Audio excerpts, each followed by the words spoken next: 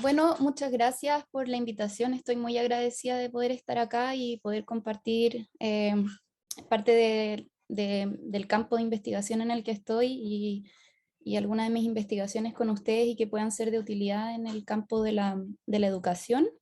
Entonces, mi charla se titula Prácticas contemplativas y sus efectos sobre la regulación emocional. Dentro de las prácticas contemplativas voy a hablar principalmente de la meditación mindfulness. Entonces, algunas de las cosas que voy a hablar, solo quiero dar una pequeña definición como de trabajo, de emoción y regulación emocional. También quiero hablar un poquito de la mente infeliz, del estrés, de depresión, que son las que se llaman como las enfermedades del mundo moderno, mentales del mundo moderno. Hablar bueno, de qué es la meditación mindfulness y mostrarles algunas investigaciones sobre el mindfulness en la emoción, en los pensamientos, el bienestar, y luego una sección final que es aplicación de mindfulness en el contexto escolar. Entonces, las emociones vamos a trabajar con una definición muy general, que son mecanismos psicofisiológicos desarrollados durante la historia evolutiva frente a ciertos estímulos con el fin de tener una respuesta adaptativa al ambiente. Importantemente, estos mecanismos son susceptibles de modificarse con la experiencia, como ya bien lo decía Pablo. Y si bien tenemos un cuerpo, por decirlo de alguna manera, que está hace mucho tiempo en nuestro linaje humano, la vida mental del ser humano de la antigüedad es bastante distinta a la vida mental del ser humano, y no solamente la vida mental, sino que la vida y la relación con el ambiente del hombre es muy distinta entre la antigüedad y hoy. Entonces, por ejemplo, una respuesta emocional adaptativa en los tiempos antiguos tenía que ver con toda una preparación del sistema y así evolucionó para cuando había, por ejemplo, eh, a una amenaza de ser cazado, se activara el fight or flight, por ejemplo, que es esta respuesta emocional generalizada que genera que uno haga huida o se enfrenta a pelear, lo que tiene todo un correlato corporal, que es como subida de adrenalina, lo que hace que con tonificación de músculos, etc. Y hoy en día no tenemos muchos depredadores así de evidentes que en el fondo desaten este sistema emocional, pero sí hay una gran amenaza del mundo mental y virtual en el que vivimos, o se percibe como una gran amenaza. Y esto hay evidencia que los pensamientos o nuestras ideas sobre las cosas generan también las mismas respuestas emocionales que generaría un estímulo amenazante que es real y concreto que está afuera. Un estímulo amenazante que es imaginado genera también las sensaciones de fight or flight y bueno, todos los correlatos de estrés y de otras enfermedades modernas han publicado sobre esto, y es por ejemplo cuando uno va a presentar, tiene un cierto arousal, ¿cierto? Que es que como que aumenta como la vigilancia, aumenta la frecuencia cardíaca, y no es que yo me vaya a exponer a que a un tigre me vaya a comer, pero me voy a exponer a hacer una presentación, por ejemplo, y eso es solamente un contenido mental que se está expresando a través de una emoción en el cuerpo. Entonces, la regulación emocional incluye todas las estrategias que son conscientes o no conscientes que usamos para aumentar, mantener o disminuir uno o más componentes de una respuesta emocional, ¿ya? Y se ha visto que tener una buena regulación emocional es un predictor de salud mental, de bienestar y también de funcionamiento interpersonal. En la mayoría de las afecciones psicológicas hay problemas de regulación emocional, tanto frente a contenidos mentales o a un otro, etcétera, etcétera. Dentro de las estrategias de regulación emocional, existen estrategias que aquí voy a centrarme en las emociones negativas principalmente, pero luego voy a hablar un poquito de las emociones positivas. Están entonces estas que son las adaptativas, que potencialmente sirven para regular emociones negativas y generar una respuesta adecuada, que es como la reevaluación cognitiva, aceptación, resolución de problemas o reasignaciones atencionales. Y por otro lado, hay estrategias de regulación emocional que no son tan adaptativas, que son desadaptativas más bien, que conducen en el fondo a empeorar o prolongar las emociones negativas, pero son maneras de que, de alguna manera, como que la mente tratara de hacer frente a estas emociones negativas, que tiene que ver con supresión, que es como reprimir en el fondo lo que está ocurriendo en lo que me está ocurriendo, o rumiación, que es el proceso por el cual uno piensa una y otra vez en algo, que es, por ejemplo, es un predictor muy un indicativo muy importante de la depresión, como soy un fracasado, soy malo, hago esto mal, bla, bla, bla, bla, bla. Como que ese discurso continuo se llama rumiación, como los rumiantes de las vacas, pero en la mente. Y luego está la evitación, que es distinto a la supresión, que tiene que ver más con, no es como que se dejara en un lugar inconsciente, pero uno no se relaciona con aquello. Que es en el fondo no relacionarse con las emociones. Obviamente estas estrategias de regulación emocional desadaptativa tarde o temprano terminan expresándose de alguna manera, que pueden ser psicosomáticas o a través de patologías de salud mental. Entonces, ya fuera como de lo patológico, quiero hablar un poco del mundo emocional moderno, que tiene que ver mucho con la virtualidad y la mente. Y acá hay una frase de John Milton que dice: la mente, su propio lugar en sí misma, puede hacer del cielo un infierno o un infierno del cielo. Y esto tiene su asidero, por ejemplo, en muchas experiencias de seres que, por ejemplo, grandes millonarios o grandes famosos que tarde o temprano igual terminan en abuso de sustancias, teniendo todas las cosas materiales en abuso de sustancias o suicidio, etc.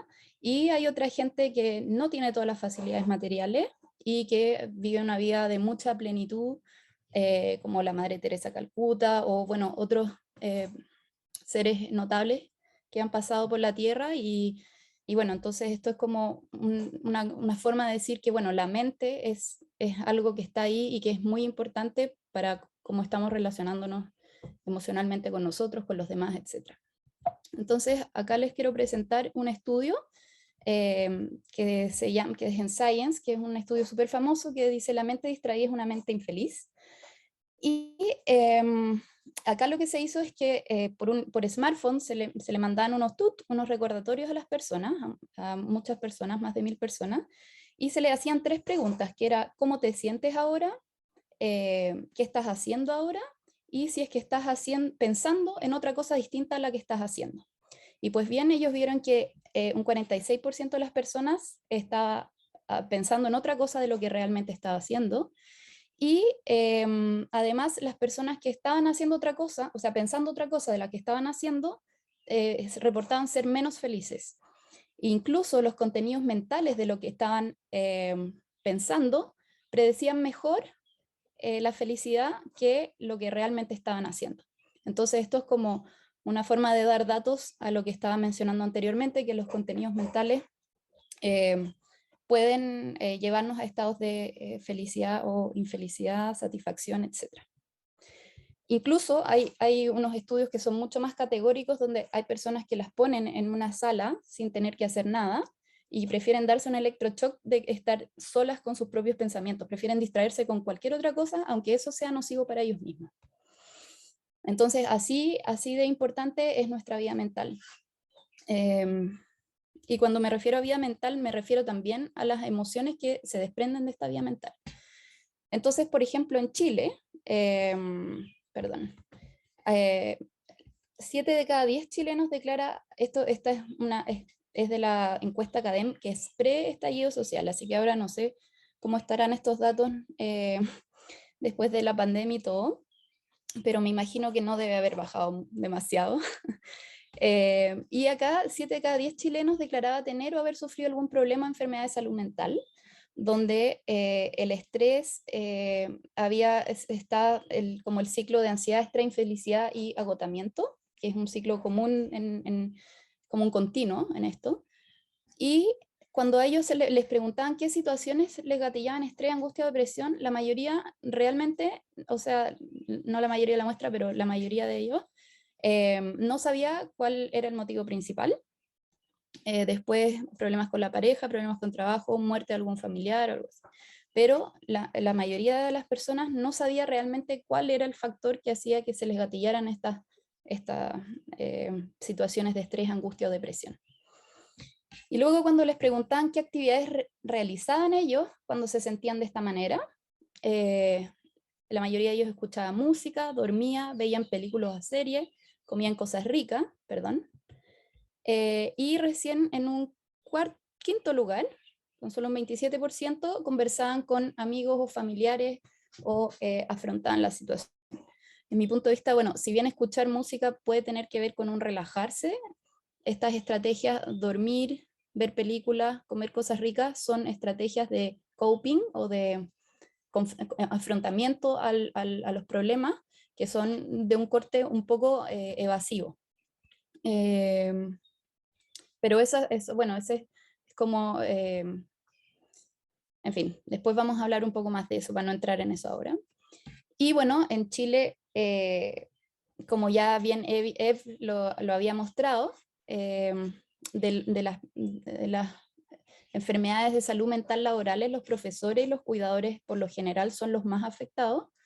Y esto obviamente no, permea a la población en general, pero profesores, cuidadores y también estudiantes se ven afectados enormemente por estos padecimientos de la sociedad moderna.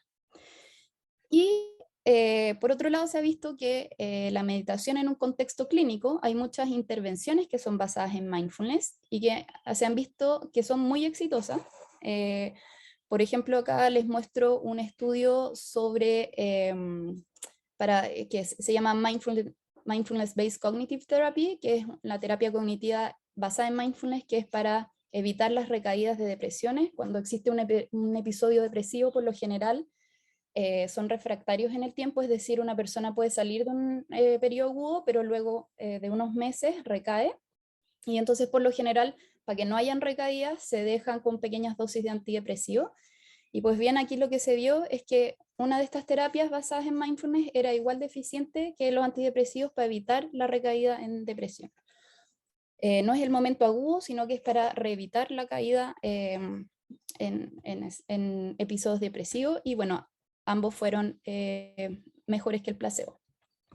Entonces, este tipo de resultado ha traído un enorme crecimiento de las investigaciones sobre la meditación mindfulness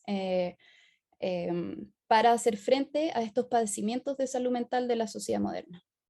Entonces, ¿qué es la meditación en atención plena?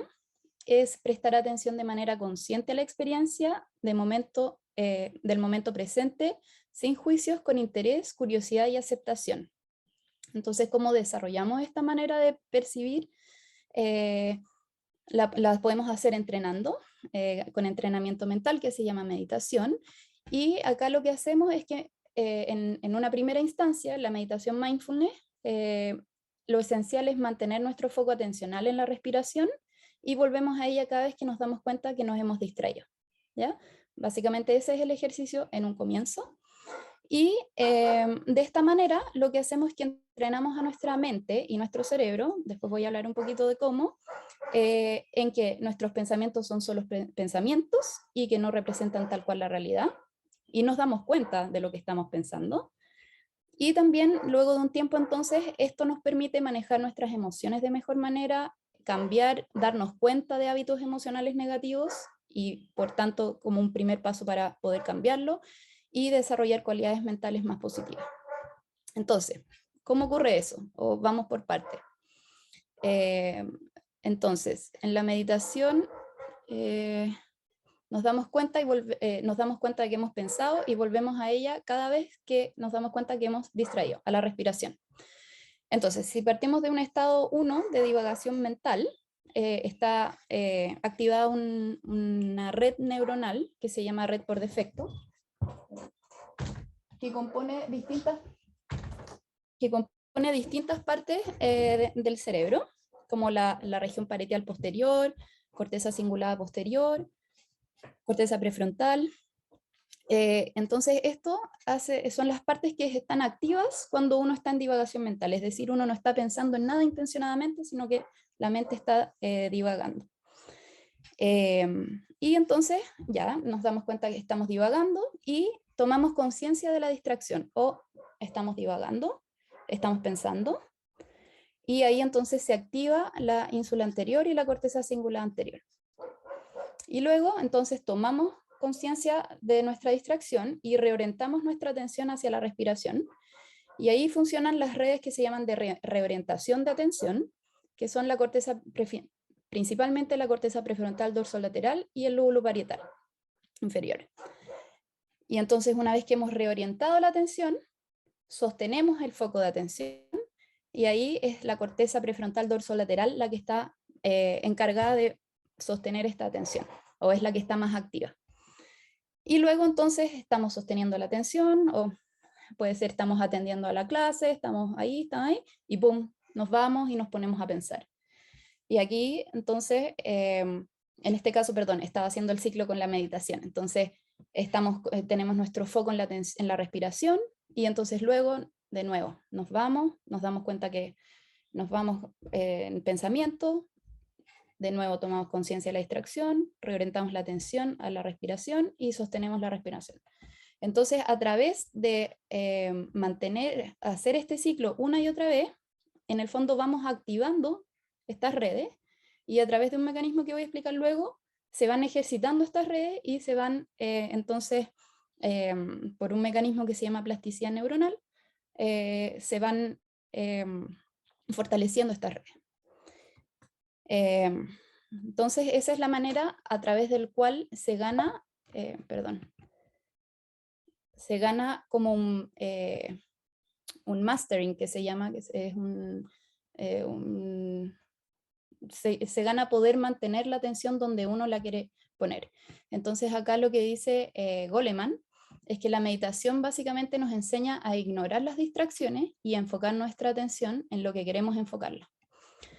Entonces, por ejemplo, en este paper se vio que hicieron un entrenamiento en nutrición y uno en mindfulness, y midieron pre y post. Antes están los blancos y después los grises, y se dieron cuenta que, por ejemplo, la gente que tomaba esta intervención en mindfulness, luego de la intervención tenía una mejor precisión verbal, tenía una mejor memoria de trabajo, y también tenía se podía pesquisaba menos, que estaba teniendo pensamientos intrusivos mientras realizaba una tarea. Acá decir que la memoria de trabajo, que es algo, una de las funciones ejecutivas importantes en el aprendizaje, muchas veces es como, no es que las personas tengan o no tengan mala memoria, muchas veces no estaban atentos a las cosas que tenían que como almacenar, y es por eso es que no tienen buena memoria, que es algo que se confunde muchas veces. Entonces esto en el espacio atencional. Luego, perdón. La meditación, al mantener nuestro foco atencional a la respiración y volver a ella cada vez, nos damos cuenta de que estamos distraídos, y también eso nos entrena a darnos cuenta más de las cosas, porque, por ejemplo, si nosotros estamos pensando en algo, muchas veces ni siquiera nos damos cuenta que estamos pensando en otra cosa de lo que estamos haciendo.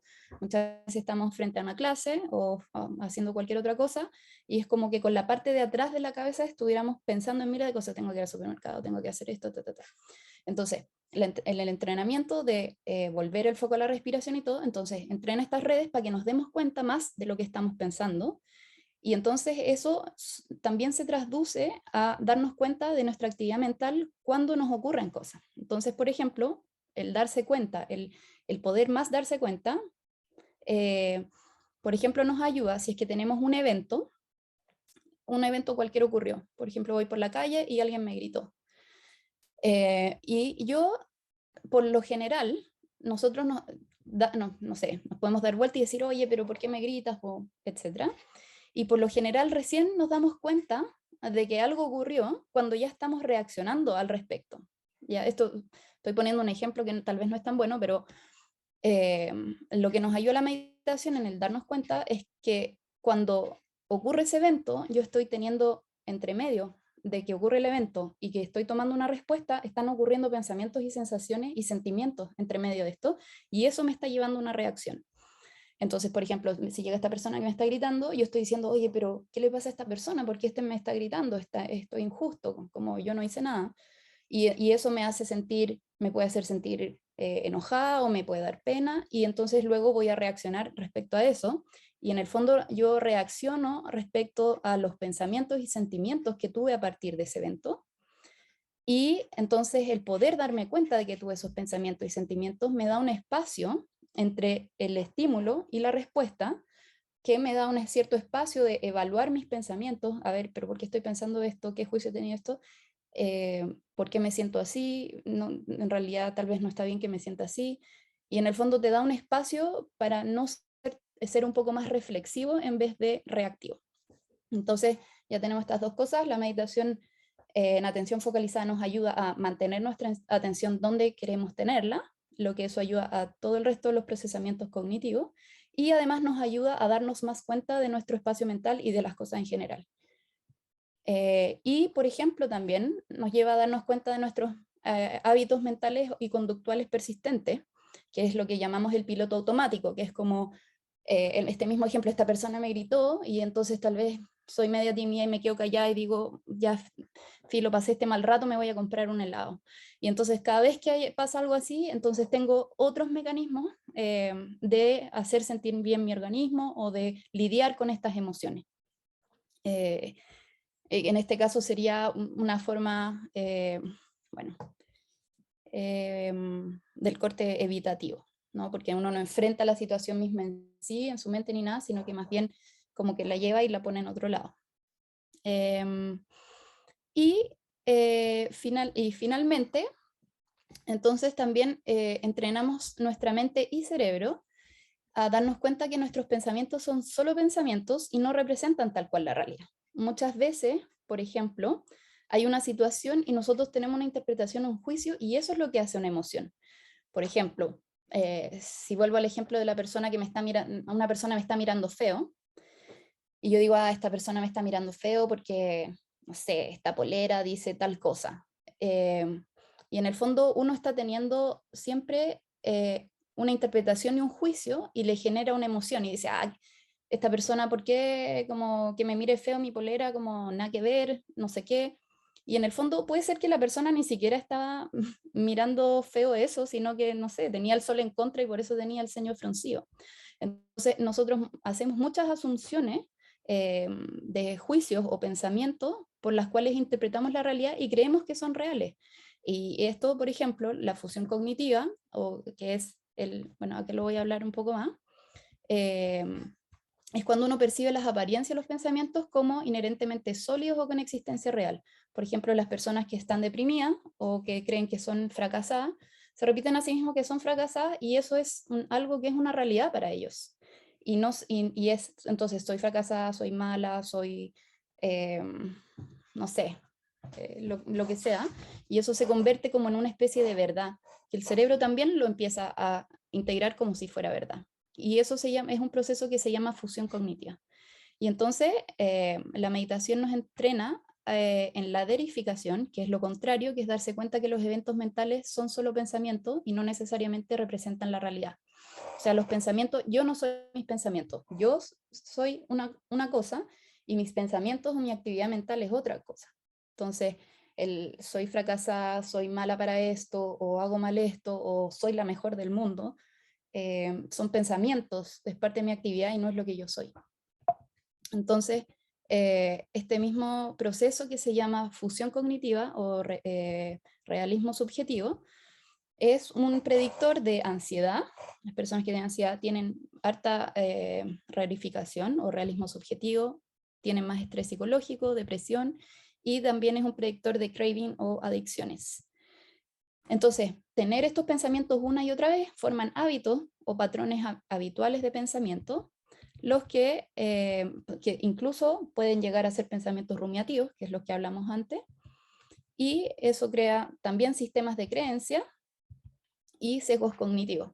Entonces, al final del día, yo lo que tengo es un patrón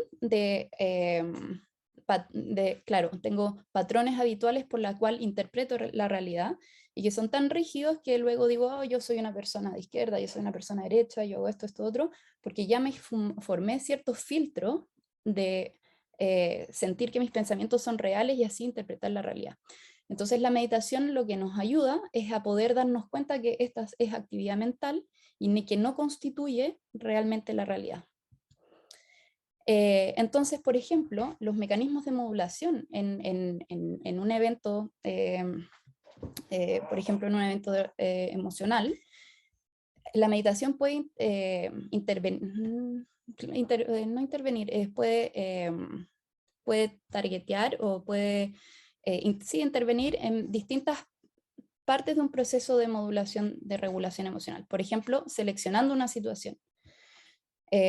Todos los bias cognitivos nosotros seleccionamos, así como este día fue terrible porque me pasó esto, esto, esto, esto, y seleccionamos todas las cosas malas. Y entonces tal vez si es que seleccionamos distinto, vamos a tener un otro humor al final del día. Por ejemplo, en una reinterpretación de la situación que ocurrió, así como esta persona me está mirando mal, pero en realidad tal vez tenía el sol en contra, y eso genera otro repertorio emocional, un despliegue atencional más amplio, no estar solo enfocado en lo que yo me quiero interesar y con eso evaluar todo. Un cambio cognitivo respecto a un poco lo que estaba diciendo antes, que era no es cambiar la situación, pero decir, bueno, tal vez esta persona tuvo un mal día o me estaba mirando mal, sino es como abrir un poco más las interpretaciones que se dan.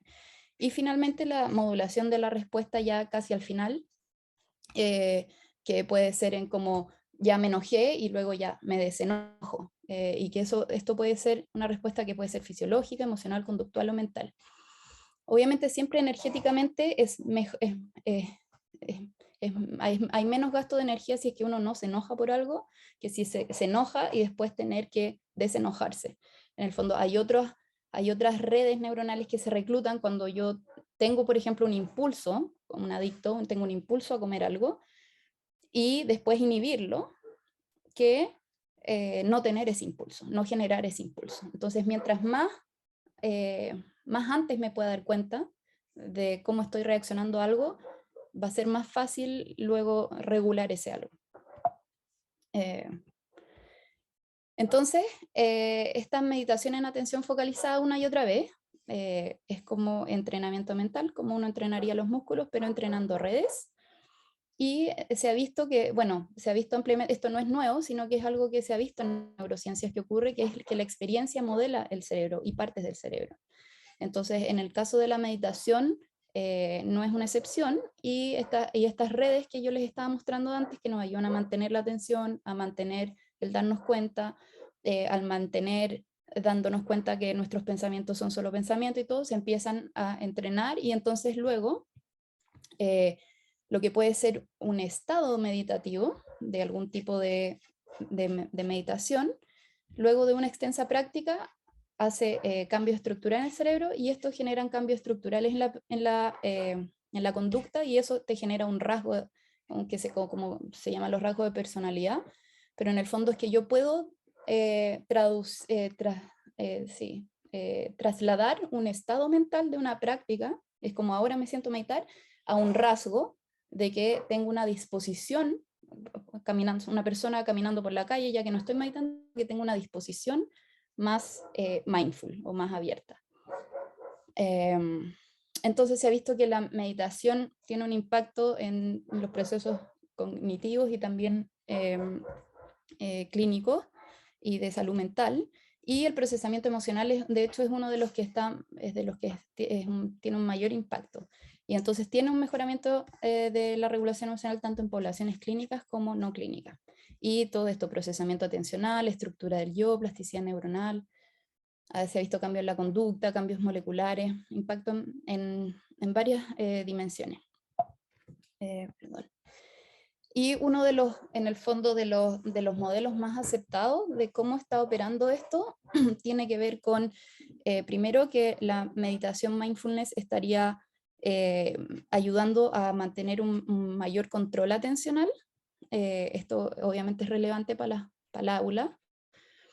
También una regulación emocional, que es a través de control atencional, pero también a través eh, de otros mecanismos, como es el darse cuenta de las cosas, etc. Y también de una percepción más fidedigna del yo. Eh, es decir, como no creerse ser la más importante o ser la más fracasada, sino que es como que se va ajustando el modelo de la percepción de uno mismo. Y esto entonces lleva a una autorregulación más exitosa.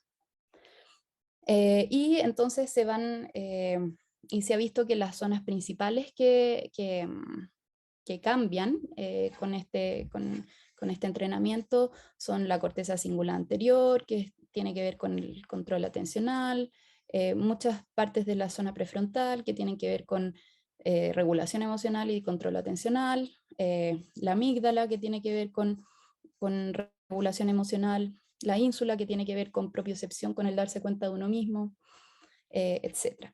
Ahora, la no tan buena noticia tal vez es que eh, acá en la figura está en inglés, pero lo que quiere indicar esta figura es que requiere bastante esfuerzo, bastante energía en un periodo temprano enganchar con la meditación.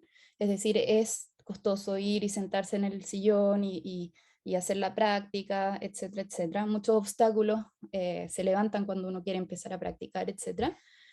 Y luego se va reduciendo la actividad mental, etcétera, pero luego cuando uno ya lleva harto tiempo, ya es mucho más fácil hacerlo. Es lo mismo que el ejercicio, estoy igual que el gimnasio. Las primeras veces que vais, cuesta ir y después que hay molío y como que no quiere ir de nuevo y todo, y después ya unas semanas, unos meses ya agarráis el ritmo y ya tenéis un estado físico que, que te gusta y que te hace bien, y etcétera. Pero tiene esta cosa de inicio que es un poquito, hay que meterle energía. Entonces, quería, para no solamente hablar como de la regulación de emociones negativas y que siempre nos centramos, bueno, evolutivamente las emociones negativas, nos centramos en ellas y todo, pero quería decirles que dentro de las meditaciones existen muchos tipos de meditaciones y yo solamente les hablé de la meditación mindfulness, que es la que está más occidentalizada, por decirlo así, y la que tiene más estudios científicos y pruebas y que ha estado en estudios clínicos, pero también existen otro tipo de meditaciones que no son solamente para regular como las emociones negativas o como los efectos negativos que pueda tener una mente completamente descontrolada, sino que son generativas. Son prácticas que son generativas hacia generar amor, empatía y compasión hacia otros seres, hacia otros humanos, por ejemplo. Entonces, este tipo de meditación se describe como la meditación en compasión, por ejemplo, que es la más famosa. Se describe como una disposición o disponibilidad sin restricciones para ayudar a otros seres vivos, donde la benevolencia y la compasión impregnan la mente como una forma de ser. Y esto se hace a través primero se entran ciertos estados meditativos y luego se va a través de ejercicios de imaginería, se va irradiando amor o compasión o cualquier otro tipo de sentimiento benevolente, primero hacia seres queridos, luego hacia seres que son neutrales, luego hacia seres más difíciles, luego hacia todos los seres y luego hacia todo el universo, y así esto es como una forma de poder cultivar estas emociones positivas. ¿Ya? Y por ejemplo, se ha visto que la empatía, que es que es, bueno, la capacidad que tiene una persona de percibir sentimientos, pensamientos, emociones de los demás, y que es vital para la vida social, es algo que de hecho se puede entrenar. Y por ejemplo, este es un test que se llama de precisión empática, que se llama Reading the Mind in the Eyes, que es leer la mente en los ojos del otro, es un test. Y entonces a uno le ponen varios ojitos y uno tiene que decir cuál es el estado mental o emocional de esa persona, ¿ya? Y se ha visto que, por ejemplo, un entrenamiento, un entrenamiento de 8 semanas en compasión aumenta los puntajes de Reading the Mind in the Eyes. Y asimismo, porque sin empatía no puede haber prosocialidad, los entrenamientos en compasión se ha visto también que aumentan, aumentan la prosocialidad. Tal vez Pablo va a hablar más después de esto, pero hay unos juegos que son tipo Nintendo que están diseñados para ver cuán cooperativas son las personas unas con otras, o hay otras que se tienen que repartir plata, o tienen que a veces no avanzar tanto para que avancen todos, pero después eso hace que todos avancen más y así. Son como unos videojuegos que se hacen para probar la prosocialidad de las personas, y se ha visto que las personas que tienen, que hicieron el entrenamiento de compasión versus los que hicieron un entrenamiento en memoria, aumentan su porcentaje de ayudar a otros con este entrenamiento. Entonces lo que quiero decir es que, por un lado, uno puede entrenar el poder regular los efectos negativos o de las emociones negativas que vienen a partir de percepciones distorsionadas que uno pueda tener de la realidad. Y por otro lado, se puede cultivar las emociones positivas como la compasión, la gratitud, que se entrenan como cualquier músculo del gimnasio, básicamente. Entonces, para terminar voy a hablar muy poquito, pero tal vez un poco de investigaciones que ya son más en el ámbito de educación de lleno, así como han habido, no sé si se fijaron, bueno, las investigaciones en mindfulness y educación empiezan un poco más tarde que las investigaciones en mindfulness clínicas en general, pero también han aumentado un montón. Y la apuesta de la integración, perdón, de la integración de la meditación en la educación tiene que ver con la idea de una educación integral, donde se parte de la base de que existen ciertas habilidades intelectuales y otras habilidades que son las socioemocionales, y que las habilidades socioemocionales son completamente un prerequisito para un logro académico y un bienestar. Entonces yo puedo, por ejemplo, puedo entrenar mucho como la atención, una persona que ponga mucha atención y que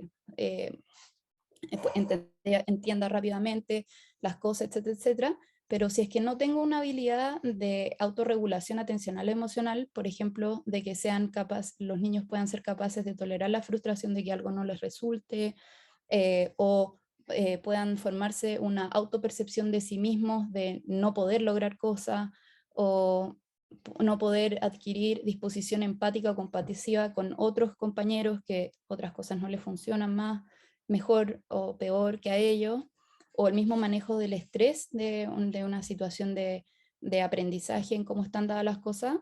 Todas esas habilidades socioemocionales se postulan que no son como un adicional, sino que son como las bases sobre el cual se entregan las habilidades intelectuales.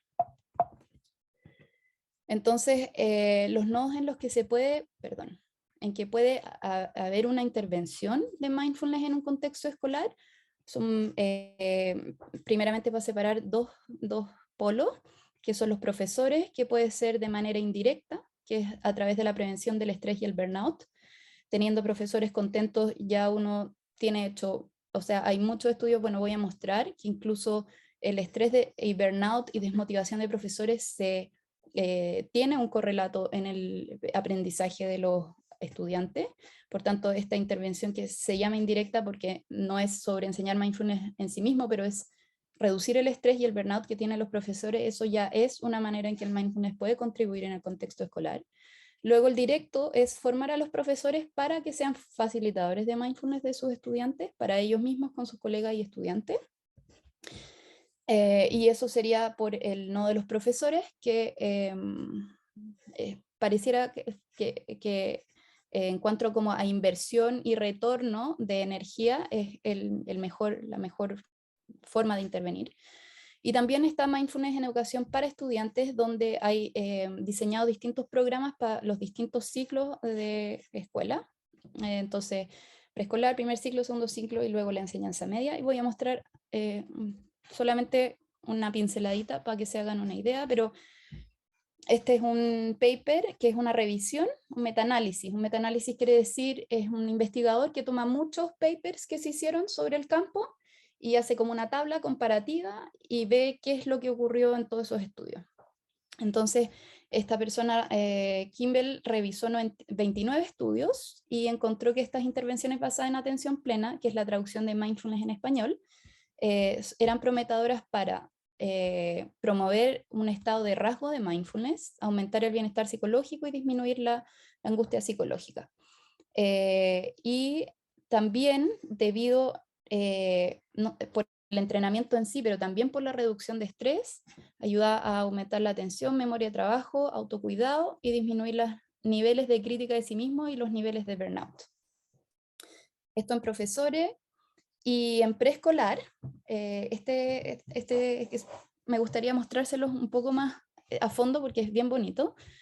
Es un estudio que se hizo sobre niños de jardín, de 4 años, donde se les hizo el mindfulness, se llama Kindness Curriculum, pero es como el currículum de mindfulness bondadoso, que también es una intervención de 8 semanas, donde aquí lo que hicieron es que a los niños, a un grupo le hicieron 2 grupos, tomaron los niños al azar y los dividían en 2 grupos, unos que hicieron un programa de ver películas y otros que hicieron este programa de mindfulness bondadoso.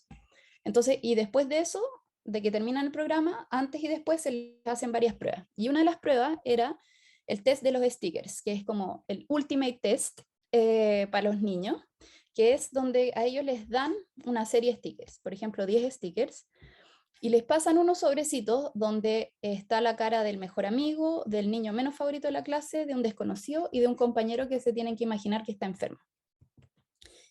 Y pues bien, del entrenamiento, los niños se quedaban con varios stickers para sí mismos. En el fondo lo que quiero decir acá es que los dos grupos se quedaban la misma cantidad de stickers para sí mismos. Y luego de la intervención, los niños del grupo control se quedaban más stickers para sí mismos, en cambio los otros niños disminuían un poquito la cantidad de stickers promedios que mantenían para sí mismos, porque también se podían dejar los stickers para ellos. Eso. Además, cuando les hicieron que tenían que distribuir los stickers, en un principio les daban la mayoría a su mejor amigo, y luego al no amigo, al desconocido y al enfermo le daban un poco más parejito, y luego de la intervención, entonces hubo una redistribución de los stickers donde les daban más parejo, igual les seguían dando un poquito más a los amigos, pero ya a los enfermos le daban casi lo mismo que al amigo, y luego al no amigo y al desconocido le daban bastante menos diferente que a los amiguitos, después de la intervención. Era de 4 a 5 años, perdón. Y además, esto midieron además a los niños, aparte del test de los stickers, que yo lo encuentro muy, muy ingenioso, les hicieron varias pruebas de aprendizaje, de salud y de desempeño social y emocional, y vieron que los niños, y esto fue al terminar el año, y vieron que los niños que habían tomado el Kindness Curriculum habían tenido mejores puntajes de aprendizaje. Esto se cree que tiene que ver principalmente por la regulación emocional más que atencional, pero no habían buenas correlaciones para poder decir una cosa o la otra. Tuvieron una mejor salud en general y además tenían mejores puntajes de prosocialidad, perdón, de desempeño social y emocional en general. Esto es medido con cuestionarios que se les hacen a ellos y a sus padres. Y luego una de las cosas que encontré más interesantes tal vez era que se le preguntó a los profesores, a todos estos los profesores de estos niños eran ciegos, a qué niños habían recibido la intervención de películas y quiénes habían recibido la intervención, que es aquí la intervención control, y quiénes habían recibido el Kindness Curriculum. Y los profesores tenían que puntuar como el nivel de prosocialidad de sus estudiantes. Y eso lo hacían todas las semanas. Y entonces, al final los profesores efectivamente puntuaron más alto a los niños que habían estado en la intervención del Kindness Curriculum, del currículum de bondad, versus a los niños que habían estado en el taller de cine.